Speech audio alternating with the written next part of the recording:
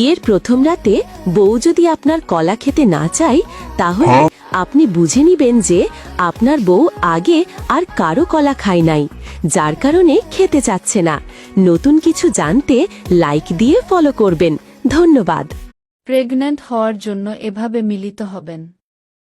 Period হওয়ার এক দিন থেকে 2 দিনের মধ্যে মিলিত হবেন। খুব ভোরবেলায় মিলিত হবেন। মিলিত হওয়ার পর আধা ঘন্টা শুয়ে থাকবেন। মিলিত হওয়ার পর 3 মিনিট প্রস্রাব করবেন না। স্ত্রী যতই খারাপ হোক না কেন স্বামীর সাথে ভালো আচরণ করুন। কারণ তুমি যতই দামি হও না কেন স্বামীর মৃত্যুর পরে তোমার আর কোনো দাম থাকবে না, সেটা শ্বশুর বাড়ি হোক বা বাপের বাড়ি।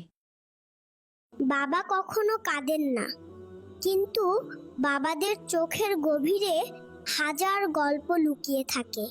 বাবা নামক সে নিঃশব্দ মানুষটাই ছিলেন আমার জীবনের আসল হিরো। আমরা বেশিরভাগ মানুষেরা মায়ের গল্প বলে থাকি, বাবারা থেকে যান নিঃশব্দে, কিন্তু বাবার ত্যাগ, ভালোবাসা আর পরিশ্রমের গামে গড়ে ওঠে আমাদের সাফল্যের প্রতিটা সিঁড়ি। বাবা, আপনার মতো মানুষ পৃথিবীতে আর নেই, আর কখনো হবে না। আমি আপনাকে অসংখ্য ভালোবাসি।